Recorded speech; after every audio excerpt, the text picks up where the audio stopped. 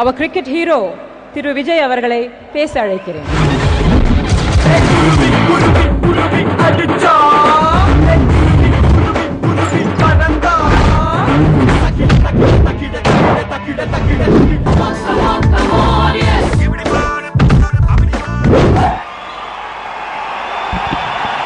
முதல்வர் அவர்களுக்கும்,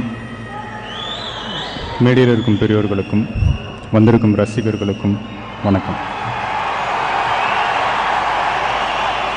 முதல்வர் திரு கருணாநிதி அவர்கள் இருக்கிற இதே மேடையில், இவ்வளோ சூப்பர் ஸ்டார்ஸ் இருக்கிற இதே மேடையில் எனக்கும் இந்த சின்ன குருவிக்கும் ஒரு இடம் கொடுத்ததுக்கு ரொம்ப சந்தோஷம். முதல்ல அது கமல் சார் அவர்களுக்கும், ரவிச்சந்திரன் சார் அவர்களுக்கும், KS ரவிக்குமார் சார் அவர்களுக்கும் என்னுடைய நன்றி. அதாவது ஜாக்கி சான் அவர்கள், அமிதாப் பச்சன் அவர்கள், மம்முட்டி சார் அவர்கள், இது மாதிரி இந்த 3 பேரும் இந்த ஒரே ஃபங்க்ஷனில் வந்து கலந்துக்கிட்டதுன்றது சாதாரண விஷயம் இல்லை. இந்த கேசட் ரிலீஸ் ஃபங்க்ஷன் வந்து ஒரு மறக்க முடியாத ஒரு ஃபங்க்ஷனாக அமைஞ்சிருக்கு. இந்த மாதிரி ஃபங்க்ஷன் வந்து ப்ரொடியூசர் ரவிச்சந்திரன் சார் அவர்களால் மட்டும்தான் முடியும். அவர் வெளியவே வரமாட்டார். சில பேருக்கு அவர் எப்படி இருப்பாருக்கும் கூட தெரியாது. ஆஃபீஸ்லேயே உட்காந்துக்கிட்டு இவ்வளோ பெரிய ஒரு ஃபங்க்ஷனை செஞ்சுக்கிட்டு இருக்கிறார். இந்த ஜாக்கி சான் சார் அவர்களோட மிகப்பெரிய ஃபேன் தான். அவருடைய படங்கள் எத்தனையோ பார்த்துருக்கோம். என்னுடைய ஃபேவரட் வந்து ஆர்மர் ஆஃப் காட். கிட்டத்தட்ட பல முறை அந்த படம் பார்த்து கைத்தட்டி என் கையெல்லாம் சிகப்பாயிருக்கு. அந்த மாதிரி ஒரு வெறித்தனமான ஒரு ஃபேன் நான். ஸோ அவர் இந்த ஃபங்க்ஷனில் கலந்துக்கிட்டது ரொம்ப சந்தோஷம். நம்ம இந்தியாவுக்கு, நம்ம சென்னைக்கு வந்ததில் ரொம்ப பெருமையான விஷயம்.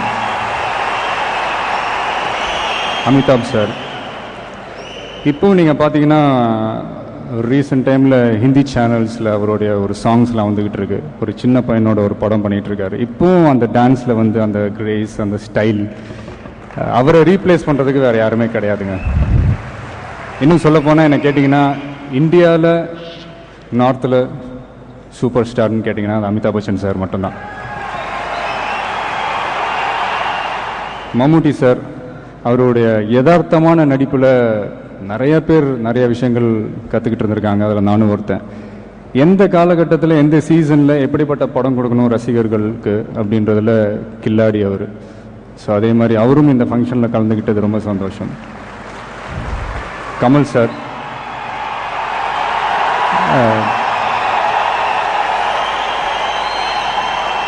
இப்போ ஜென்ரலாக நாங்கள்லாம் ஏதாவது சில கேரக்டர்ஸ் பண்ணும்போது, ஃபார் எக்ஸாம்பிள் ஒரு போலீஸ் ஆஃபீஸர் கேரக்டரோ, இல்லை ஒரு வக்கீல் கேரக்டரோ, இல்லை ஒரு டாக்டரோ, இல்லை ஒரு தாதா கேரக்டரோ பண்ணும்போது அந்த துறையில் அவங்கள போய் யாராவது பெஸ்ட்டாக இருக்கிறவங்கள போய் மீட் பண்ணி அவங்களோட நடை, உடை, பேச்செல்லாம் எப்படி இருக்குன்னு தெரிஞ்சுக்கிட்டு அதை நாங்கள் ஸ்க்ரீனில் கொண்டு வரதுக்கு ட்ரை பண்ணுவோம்.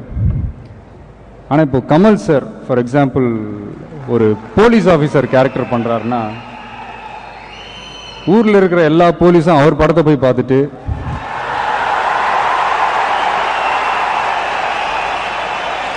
ஒரு போலீஸ் இப்படி தான் இருக்கணும், ஒரு கெத்தா இப்படி தான் இருக்கணுன்றதை அவர் பார்த்து கற்றுக்குவாங்கன்றது எனக்கு ஒரு நண்பர் ஒருத்தர் சொன்னார். நான் கூட யோசிப்பேன், கமல் சார் படம் ஏன் இவ்வளோ டிலே ஆகுது, ஏன் இவ்வளோ கேப் விட்டு படம் பண்ணுறாரு அப்படின்ட்டு. அதுக்கான விளக்கம் நேற்று எனக்கு தெரிஞ்சுது. ஏன்னா நான் ப்ரொடியூசர் மிஸ்டர் ரவிச்சந்திரன் சாரோட பேசிகிட்டு இருக்கும்போது நான் சொன்னேன், சார் என் ஃப்ரெண்ட்ஸ் எல்லோரும் டிவியில் இந்த படம் ட்ரெய்லர் பார்த்துட்டு சூப்பராக இருக்குன்னு சொன்னாங்க, நான் இன்னும் பார்க்கல சார் அப்படின்னு. எனக்கு இம்மிடியேட்டாக அந்த ஒரு டிவிடி அமிச்சார். அதில் வந்து இந்த படத்தினோட ட்ரெய்லரும் கமல் சார் வந்து ஐயர் கெட்டப்பில் ஒரு சாங்கும் நான் பார்த்தேன். அது பார்த்தோன்னே ஏன் இவ்வளோ டைம் ஆகுது, இந்த கேப் எல்லாமே எனக்கு மறந்து போச்சு. இவ்வளோ நாள் அவங்க எடுத்துக்கிட்டது வந்து ஸ்க்ரீனில் அந்த எஃபர்ட், அந்த உழைப்பு, அந்த பர்ஃபெக்ஷன் அவ்வளோ அழகாக இருந்துச்சு ஒவ்வொரு ஷாட்டும். அதாவது இப்போ வந்து இதெல்லாம் வந்து ஸ்பெஷல் எஃபெக்ட்ஸ், கிராஃபிக்ஸ் அதெல்லாம் இருக்குது. ஒரு 25 இயர்ஸ் முன்னாடி கமல் சார் நடித்த அபூர்வ சகோதரர்கள். எனக்கு இப்போ அந்த படம் பார்த்தா கூட எனக்கு பிரமிப்பாக இருக்குங்க. சில சீன்ஸ் அந்த குள்ள கேரக்டர் வந்து இன்னும் எப்படி அவர் பண்ணாருன்றது என்னால் ஸ்க்ரீனில் பார்க்கும்போது கண்டே பிடிக்க முடியல. அது மாதிரி sir, really great sir. So இன்னைக்கு இந்த படத்தினுடைய ஆடியோ கேசட் ரிலீஸ் ஆகிருக்கு. சாங்ஸ்லாம் கேட்க போகிறோம். சீக்கிரமே இந்த இந்த டைமண்ட் ஜொலிக்கிறத நம்ம பார்க்கணும். அதனால் சார், ரொம்ப நாள் வெயிட் பண்ண வைக்காதீங்க, சீக்கிரமாக நாங்கள் படம் பார்க்கணும். ஆக்சுவலாக இந்த ஃபங்க்ஷனில் வந்து கமல் சாரை நான் பாராட்டணும், ஆனால் நான் பாராட்ட போகிறதில்ல. ஏன்னா என்னதான் புத்திசாலியான ஒரு ஸ்டூடெண்ட்டாக இருந்தாலும் வாத்தியார வாழ்த்தி ஒன்றும் இல்லை.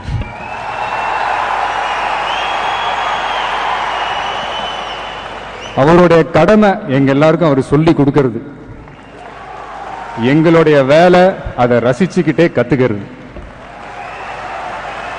அதனால இந்த தசாவதாரம் படம் 1 வருஷம் ஓடணும்னு நான் கடவுள்கிட்ட வேண்டிக்கிறேன். இந்த படத்தில் வேலை செஞ்ச அத்தனை நடிகர்கள், டெக்னீஷியன்ஸ் எல்லாருக்கும் என்னுடைய வாழ்த்துக்கள். தேங்க்ஸ்.